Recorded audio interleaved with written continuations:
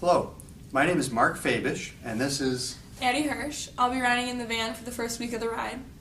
and we'd like to talk to you today about some of the helpful hints to get great photo and video while you're on the trip. It can be a challenge sometimes when you look at not only taking the photos but uploading them and having large video files to upload. And we'd really love it if everybody sent their pictures and videos in, because we will be here in Chicago actually posting some of that information out on the web to the Facebook page and other pages, and it'd be really great to get that pictures and video on a regular basis as the trip is moving along.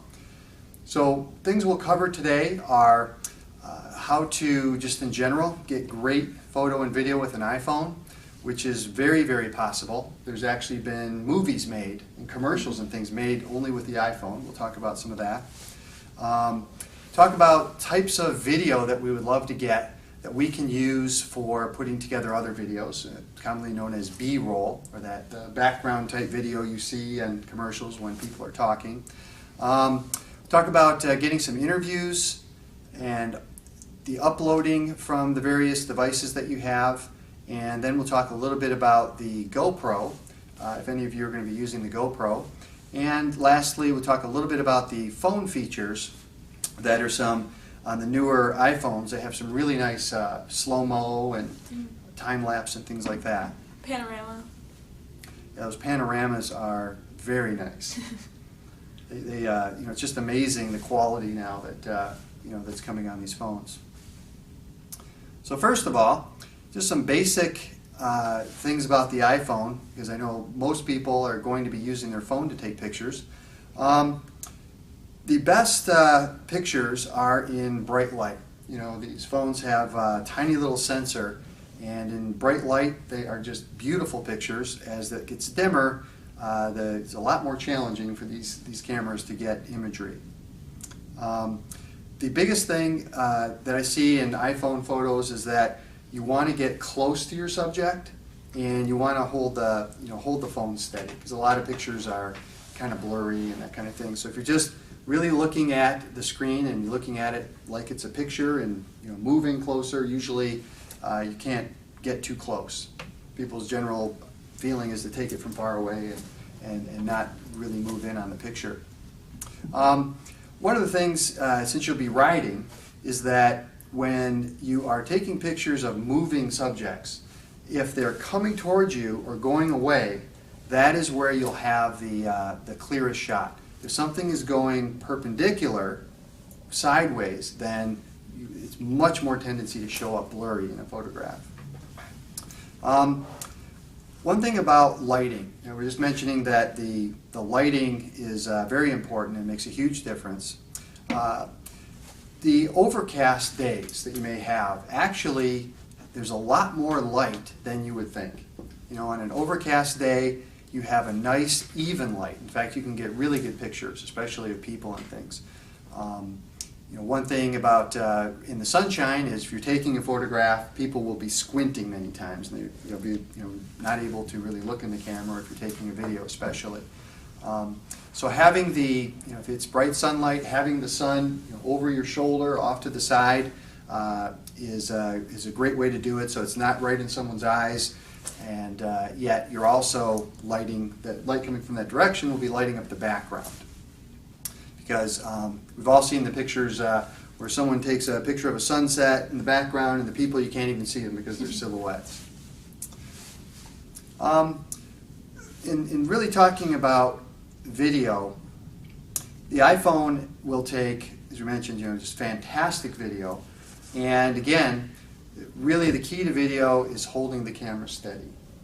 If you're holding it steady, it's just the quality of that video will be so much better than if it's moving around and all that kind of stuff. Some movement is fine. The video that looks realistic, on an action adventure is great.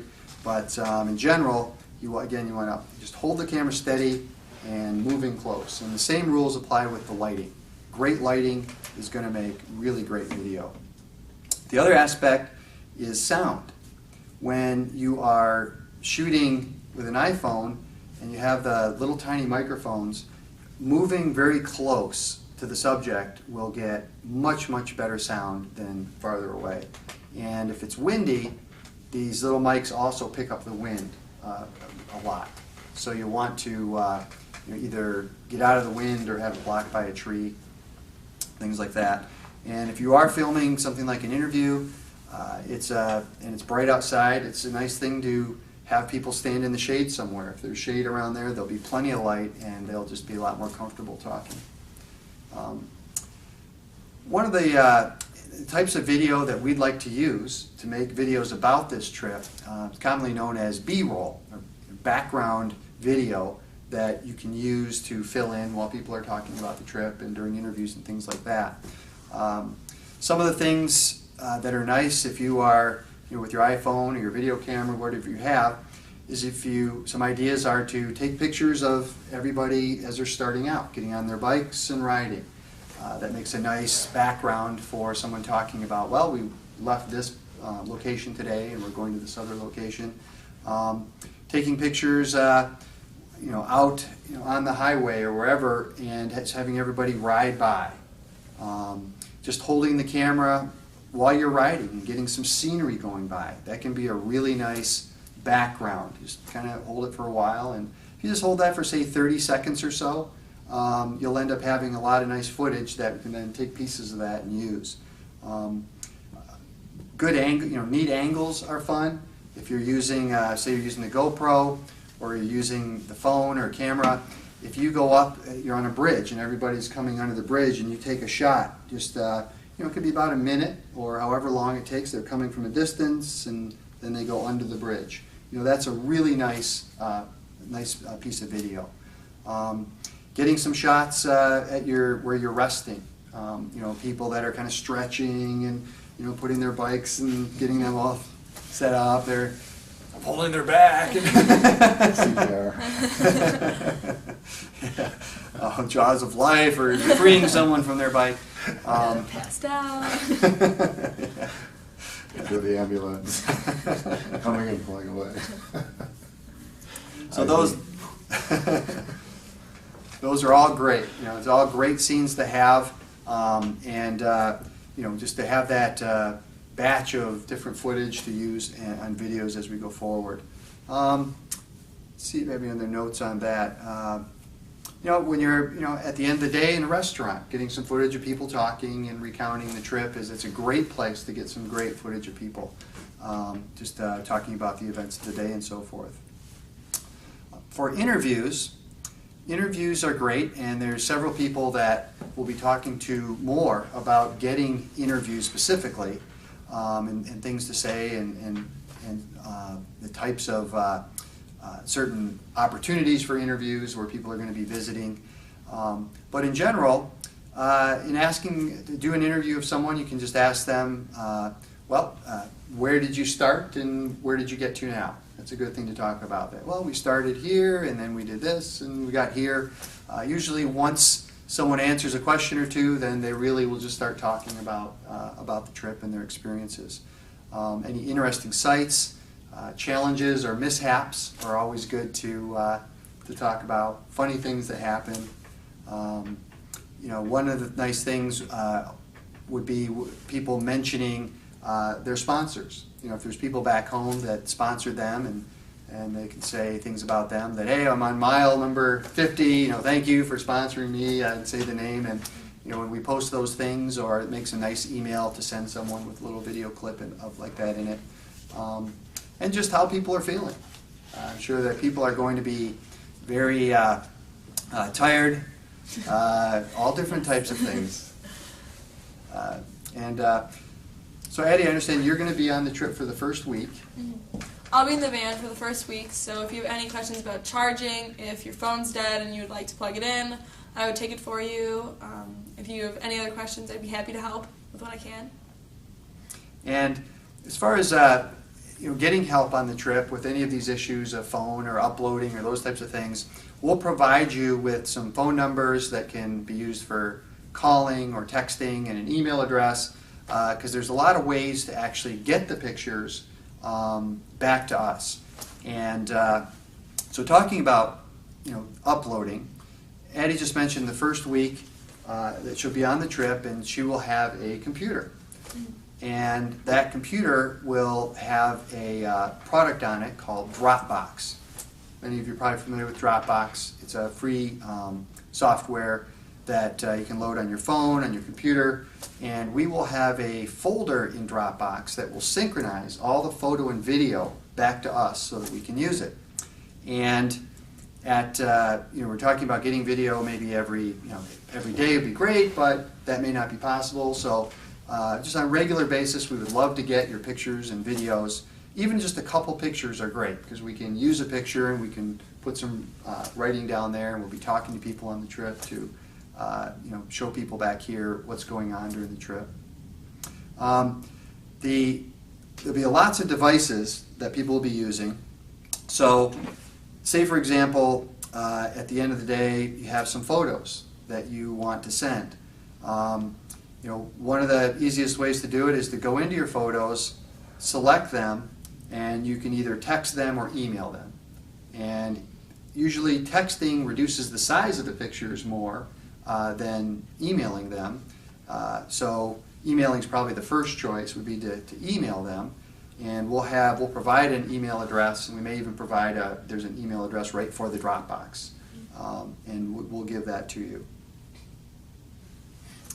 If you're using a regular camera on the trip, then the best bet will be to take these pictures and just take the card out of the camera and give them to Addie or whoever's going to be in charge of the computer and download those pictures onto the computer. And typically, some people I know have just hooked their camera into their computer via cable and have never really taken the card out. So in this particular Sony camera, the card is located in a card holder right here, and you can just pop it out. Every different camera will have a different location for the card, so it's probably something good to check before you go if you're not familiar with taking the card out. But when you take the card out, there will be a device that will look like this, a card reader, and the card can just go into this card reader, and then it will plug in to the USB port on a computer. And then the pictures or videos will be able to be taken and just dragged right into the Dropbox folder, and then those will be uploaded. One thing about using your phone for uploading the pictures is that a lot of people have their settings so that it won't upload big files unless they're on Wi-Fi. So obviously any Starbucks or a lot of restaurants will have Wi-Fi, and you can go in and do that type of thing while you're there. But on the trip, there will also be one of these. And this is a Verizon Jetpack. The Verizon Jetpack will create a wireless hotspot around it as long as there's a decent cell signal there. So when this Jetpack is on, if you're in a location that has good cell coverage, you'll actually have really fast internet.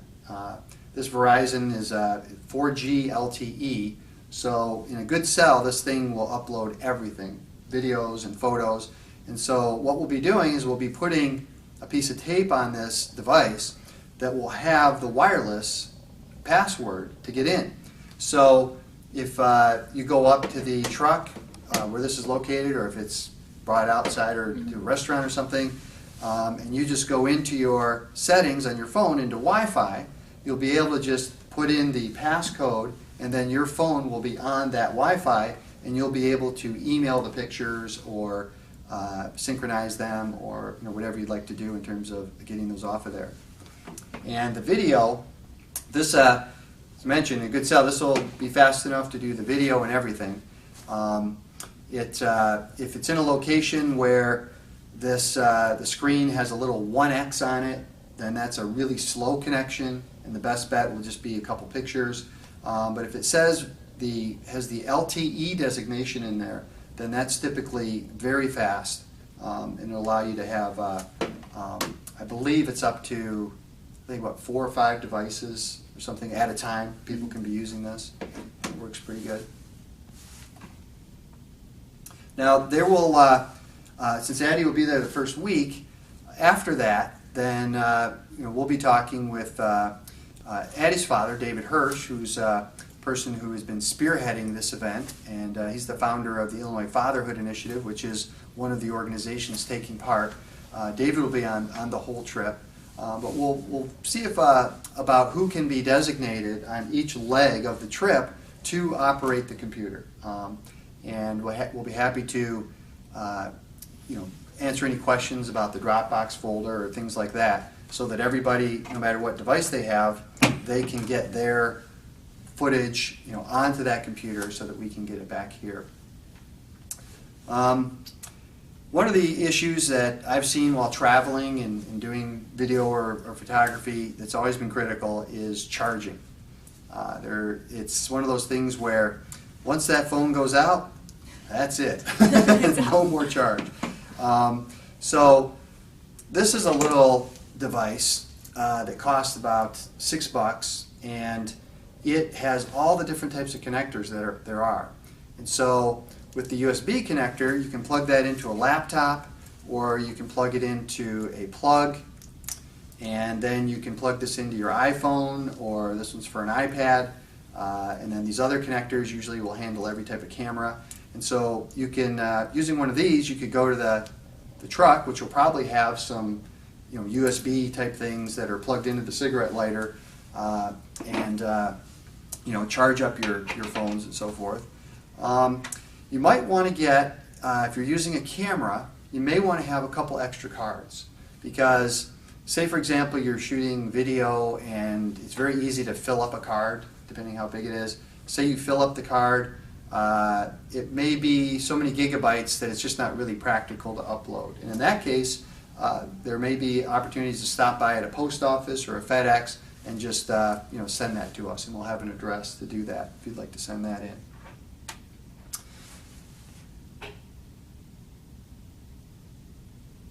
So one of the we will definitely have a card reader, because that will be very important for getting that in there. Another device that is great for charging on the road is this is a little Energizer to go battery, and these are available everywhere, Amazon or even at Walgreens. They come in all different sizes, but these can give you another full charge on your phone. You're on the road and you're running down, and then these just plug into any type of. This one has a little mini USB connector to charge into the wall to charge back up. Some other fun things to use on the trip. You may want this is a little travel tripod that works great for getting group pictures of everybody. You set it on the hood of the car or wherever. This is a fun one because you can actually connect it to just about anything. You can put this on a tree or a pole or something, and everybody can ride by and get an interesting perspective. And especially if there's some neat sights to see along that 2,000 miles, the tripod would be great for getting night shots. Just about every camera and the iPhones, you can take these time exposures and get long shutter speed shots that are just really fantastic. And speaking about the things, some of the phone features that you may want to use while you're traveling, or to get some unique shots.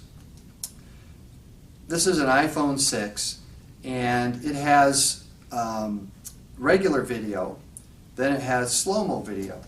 And regular video, this in the slow-mo mode, it'll shoot at a faster shutter speed, and slow-mo can be a really nice effect. Doing bike rides and things like that, getting slow-mo of people riding, or if there's things in a town. I've seen some really neat slow-mo of, there's sometimes you'll see these little circuses and things that are in these towns, and people do slow-mo of just the things happening, so it's a fun thing to do. There's another feature called time-lapse, and if you do time-lapse, again, you just do a time-lapse, and if you do it, I know the iPhone 6 will take 100 pictures, which is probably about maybe 15 seconds of time-lapse or something like that. But if you just take that time-lapse, it's a really neat effect to just get some unique footage while you're on the trip. And I think you were talking about the panoramic. Could also be a very interesting picture to see on the trip. Yeah, the panoramics are really neat, especially on the type of scenic. I'm sure you guys are going to see some unbelievably scenic things, and those are really neat.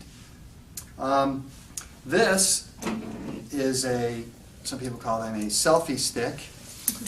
These selfie sticks are available. Just got one for my daughter in Walgreens the other night. The selfie sticks, this one doesn't, but other ones actually have a connector that'll connect right onto your iPhone, and they'll, by using Bluetooth or a connector that goes into the phone for either iPhone or Android phones, will allow you to operate the camera. And so that's some really neat things by just holding at different angles and getting selfie shots. Let's see some other things. One of the aspects, some of you may be using a GoPro on the trip. I know that at least a couple of people are. And a couple of things to know about the GoPro is that when it's in its normal case, it's great, really waterproof and everything, but the sound is really blocked by the case. And so if you're going to use it when the weather's okay, there's a back that comes with the GoPro that has holes in it. And so by using this back, you can get much, much better sound. The other thing about a GoPro is that it's an extreme wide angle. So having a GoPro this close to you is, fine for having someone actually talk on a GoPro. It's, getting closer, that way you'll get the sound, and, the same thing will hold true whenever you're getting groups of people.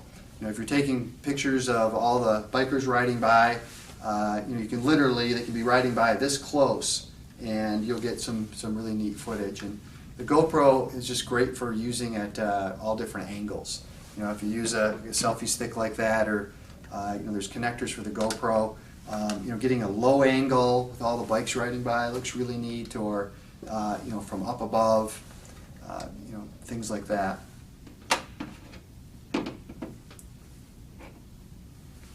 So I think that's just an overview of some of the things to think about. As mentioned, we will have phone numbers. I will have my phone number available so that if you run into any issues with uploading, or if something comes up that we know about, maybe we'll give someone on the trip a call to say, hey, here's something that's happening along your path, because we'll be tracking exactly where you are and things like that as you're making progress. And so feel free that if anything comes up, something isn't working right, feel free to call, and we'll be in communication so that try to get the best footage and video possible. And have a great time.